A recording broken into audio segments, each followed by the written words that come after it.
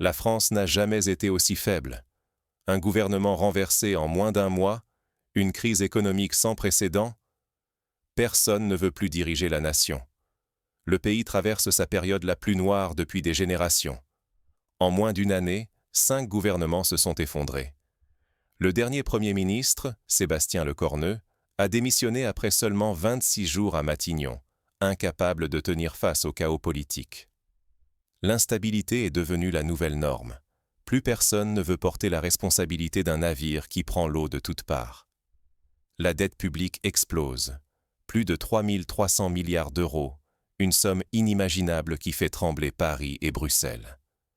Les marchés financiers sont en panique. Les grandes entreprises françaises transfèrent leurs sièges à l'étranger et les milliardaires, menacés par de nouvelles taxes, fuient vers Londres, Genève ou Dubaï. La fuite des capitaux s'accélère, laissant l'économie exsangue. Dans les rues, la colère gronde. Les protestations massives paralysent les grandes villes. Les boulevards de Paris, de Lyon ou de Marseille sont en flammes. Les manifestants refusent de payer le prix des erreurs de leurs dirigeants. Les tensions sociales atteignent un niveau insoutenable. Les retraités crient à la trahison, les jeunes réclament du travail, chacun voit l'avenir s'effondrer sous ses yeux. Mais le coup de grâce est venu de loin. La France a perdu l'accès à ses ressources africaines. Le Sahel, autrefois pilier silencieux de la puissance française, a fermé la porte à Paris. Plus d'uranium à bas prix, plus d'or ni de coton pour alimenter l'industrie hexagonale. Le pays est privé de ses matières premières vitales, et la menace de la faillite devient bien réelle. Ce qui se joue aujourd'hui, ce n'est pas seulement la chute d'un Premier ministre ou d'un gouvernement. L'enjeu, c'est la survie même de la France comme puissance mondiale. C'est le risque de perdre le contrôle sur sa destinée, de sombrer dans le chômage massif et le chaos social. Pour la première fois, la France regarde l'abîme en face. Mais comment un ancien empire aussi puissant a-t-il pu en arriver là? Pour comprendre ce bouleversement historique, il faut remonter aux origines profondes de la crise. Pendant des décennies, la France a puisé sans relâche dans les richesses africaines pour nourrir sa croissance, convaincue que cette source serait inépuisable. Mais derrière les apparences d'une puissance autonome, se cachait une réalité beaucoup plus fragile et dépendante. L'Empire français s'est construit sur l'exploitation systématique des ressources d'Afrique de l'Ouest et du Sahel, or du Mali, uranium du Niger, coton du Burkina Faso, pétrole du Tchad et du Gabon. Chaque tonne d'uranium extrait au Niger alimentait les centrales nucléaires françaises, assurant lumière et énergie à des millions de foyers. L'or malien, discrètement transféré vers Paris, soutenait la valeur du franc, donnant à la France l'illusion d'une monnaie forte et souveraine. Ce partenariat n'en était pas un. Sous couvert de civilisation et d'aide au développement, la France imposait un rapport profondément déséquilibré. Les accords coloniaux masquaient la domination, l'injustice et privaient les peuples africains de leur véritable richesse. Les élites françaises finançaient leurs dépenses publiques, leurs infrastructures et même des guerres à l'étranger, grâce à des ressources puisées loin de chez elles, en Afrique. Trop souvent, le récit officiel entretenait le mythe d'une France puissante, indépendante et respectée. Mais la réalité, c'est que ce modèle reposait sur une dépendance structurelle. Sans l'uranium nigérien, les lumières de Paris vacillent. Sans l'or malien, la monnaie dévisse. Sans le coton et le pétrole africain, l'industrie s'étouffe. Cela faisait plus d'un siècle que l'équilibre du pays reposait sur ce pilier extérieur. Aujourd'hui, l'effondrement de ce modèle expose la société française à une précarité inédite. Si cette mécanique d'exploitation s'arrête, la France perd son moteur économique, sa sécurité énergétique et doit soudain affronter sa véritable faiblesse. Le risque n'est pas seulement financier, c'est la remise en cause de tout un système, de l'emploi à la stabilité sociale. Mais comment un modèle qui semblait éternel a-t-il pu s'écrouler aussi brutalement? Pour comprendre cet effondrement, il faut regarder de près ce qui s'est passé au Sahel et comment l'Afrique a renversé le rapport de force avec la France. Tout a basculé quand le Sahel a coupé le cordon. Plus d'uranium, plus d'or, plus de coton. Du jour au lendemain, La France s'est retrouvée privée de ces ressources qui alimentèrent son économie depuis plus d'un demi-siècle. Ce n'est pas un simple accident, mais une rupture historique, orchestrée par 3 hommes, Traoré, Goïta, Tiani. Ensemble, ils ont dit non à la France, expulsé ses dernières bases et nationalisé tout ce que l'Empire considérait comme acquis. Pour la première fois, les dirigeants sahéliens refusent catégoriquement d'alimenter une ex-métropole perçue comme prédatrice. Les mines d'uranium, les puits d'or, les champs de coton, tout reste sur le continent. Les appels désespérés de Paris n'y changent rien. La page est tournée, l'Afrique se choisit enfin. En France, c'est la sidération. Les usines ferment les unes après les autres. Peugeot, Michelin, Total. Tous ralentissent ou stoppent la production. L'industrie, qui dépendait des matières premières africaines, s'effondre sous le poids des pénuries. Le chômage flambe, atteignant des niveaux jamais vus depuis la fin de la Seconde Guerre mondiale. Les files d'attente devant Pôle emploi s'allongent jour après jour. La crise énergétique frappe encore plus fort. Le prix de l'électricité explose. Sans l'uranium nigérien, plusieurs centrales nucléaires sont à l'arrêt. L'hiver approche, et le spectre d'un blackout plane sur tout le pays. Les ménages éteignent les lumières, les commerces réduisent leurs horaires, et les hôpitaux lancent des alertes sur la sécurité des patients. Jamais la France n'a été aussi proche de l'obscurité totale. Face à la catastrophe budgétaire, le gouvernement tente l'impossible. Il propose de taxer les plus riches à hauteur de 2% de leur patrimoine et d'imposer des coupes drastiques dans les retraites. Mais ces mesures déclenchent un tollé général. Les élites menacent de s'exiler à Londres ou à Dubaï, les capitaux fuient vers la Suisse et la bourse dévisse. Dans les rues, la colère explose. Manifestations, grèves, violences, slogans hostiles. La fracture sociale se creuse à une vitesse vertigineuse. La France se retrouve de plus en plus isolée. L'Union européenne s'impatiente face à l'incapacité de Paris à gérer la crise. Les investisseurs étrangers ferment leurs portes. Quant à l'Afrique, elle avance sans se retourner. De nouveaux partenariats se nouent avec la Chine, la Russie, la Turquie. L'ancienne puissance coloniale n'a plus la main. Ce n'est plus seulement une crise, c'est un effondrement du système tout entier. La paralysie politique guette, l'économie vacille et la société menace d'imploser. Personne ne veut hériter d'un pays en flammes.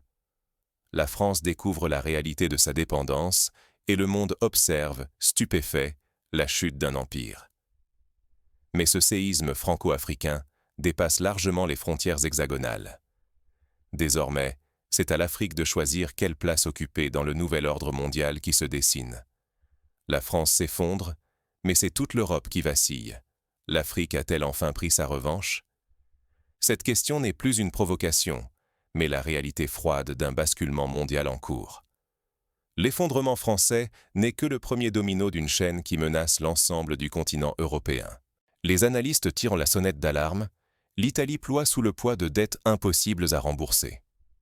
L'Allemagne, jadis moteur industriel, voit désormais son économie se contracter. La Grande-Bretagne, exsangue après le Brexit et les crises en cascade, peine à éviter la récession. La crise n'est plus isolée, elle est systémique. De l'autre côté de l'Atlantique, les États-Unis affichent leur puissance, mais dépendent toujours plus des ressources importées et d'une économie sous perfusion. Leur sécurité énergétique et leur croissance sont liées à la stabilité du monde africain et à la fluidité des échanges globaux. En coulisses, le pouvoir économique glisse doucement vers l'Est. La Chine et la Russie, loin des projecteurs occidentaux, renforcent chaque jour leurs liens avec l'Afrique. Nouvelles routes commerciales, investissements massifs, accords énergétiques. Le centre de gravité ne se trouve plus en Europe, mais se déplace vers l'Eurasie et l'Afrique. Au Sahel, les nouveaux dirigeants impulsent une dynamique inédite. L'idée d'une monnaie commune pour l'Afrique de l'Ouest n'est plus une utopie. Des plans d'armée conjoints émergent, tandis que les politiques souveraines s'affirment contre les ingérences externes. Le continent, longtemps divisé, cherche désormais l'unité. Ce mouvement inspire la diaspora africaine. Partout dans le monde, on observe un retour massif de talents, d'investisseurs et d'entrepreneurs vers le continent.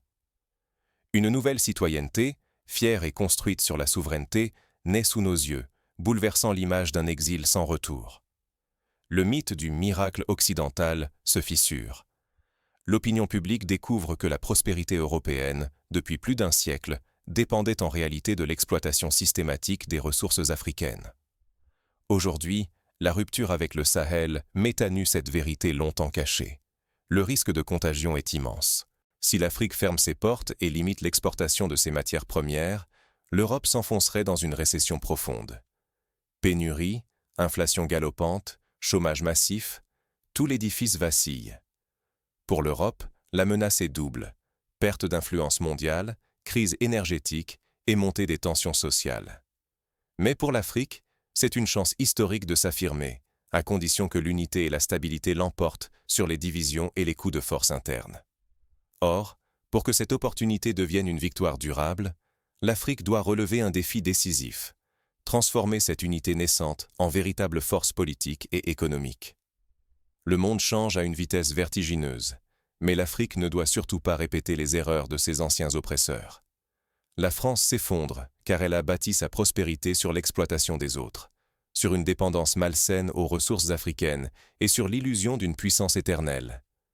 Aujourd'hui, le rapport de force s'inverse. Mais pour que cette opportunité historique ne soit pas un simple feu de paille, il faut agir autrement, et vite.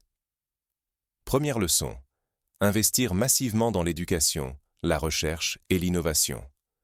C'est la seule voie pour sortir du piège des matières premières et construire une économie dynamique, créatrice d'emplois et de valeur. L'industrialisation locale doit devenir une priorité, transformer sur place, créer des filières africaines, miser sur la technologie pour répondre aux besoins du continent. Seconde leçon: renforcer l'unité africaine au-delà des frontières héritées de la colonisation. Il ne s'agit pas seulement de signer des accords ou de prononcer de beaux discours, mais de bâtir une solidarité économique et politique réelle. Une Afrique fragmentée reste vulnérable. Une Afrique unie peut imposer ses conditions et défendre ses intérêts. Troisièmement, protéger la souveraineté du continent contre les nouveaux appétits étrangers. Aujourd'hui, la Chine, la Russie, la Turquie et bien d'autres cherchent à prendre la place laissée par l'Occident. Le danger serait de remplacer un maître par un autre.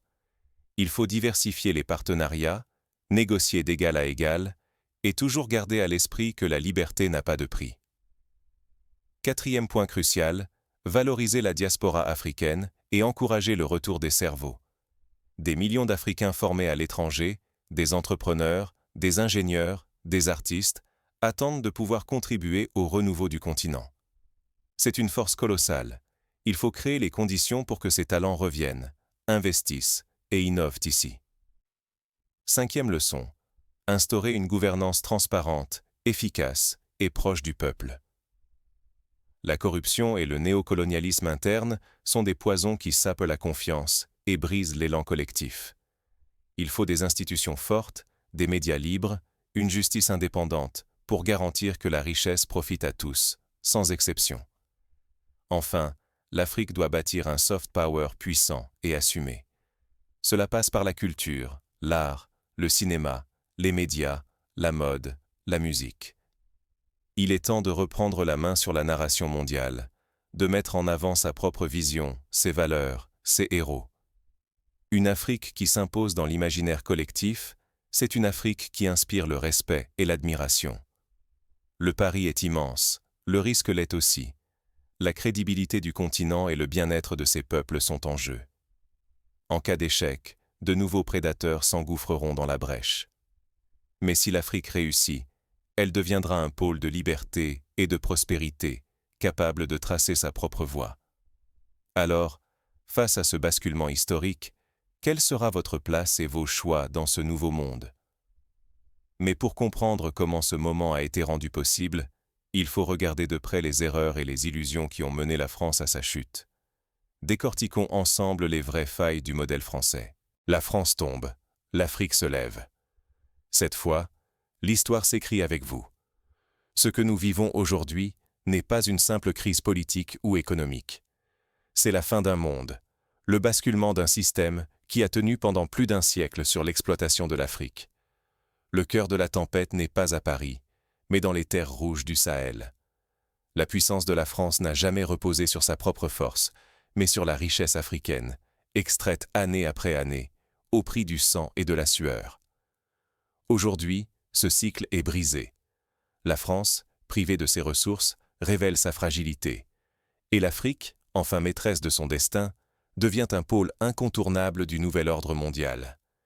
Il serait facile, face à ce chaos, de céder au fatalisme. Mais ce qui s'ouvre devant nous, c'est une page blanche. Pour chaque Africain, c'est une occasion unique de façonner un avenir souverain. Pour chaque Européen, c'est le moment de repenser une relation basée non sur la domination, mais sur le respect, l'égalité et la coopération réelle. Ignorer ce tournant historique, ce serait accepter de subir l'histoire au lieu de la faire. Les choix que chacun fera aujourd'hui pèseront pour des générations. Laisser passer cette opportunité, c'est risquer d'ancrer l'Afrique comme simple spectatrice, ou, pire, de voir l'Europe s'enfoncer dans le déclin sans comprendre pourquoi. Pour l'Afrique, l'enjeu n'est pas seulement de récupérer ses ressources, mais d'imposer sa voix, ses modèles, ses rêves. Pour la France et ses voisins, il ne s'agit plus de sauver un gouvernement, mais de se réinventer pour survivre dans un monde où l'ancienne suprématie n'existe plus. L'histoire n'attend personne. Alors, comprendre, choisir, s'engager. Voilà ce qui fera la différence entre ceux qui construiront demain et ceux qui regarderont passer le train du changement. La France tombe, l'Afrique se lève. Mais l'histoire ne s'écrit jamais sans les peuples. Aujourd'hui, la plume est entre vos mains. Que ferez-vous de ce moment ?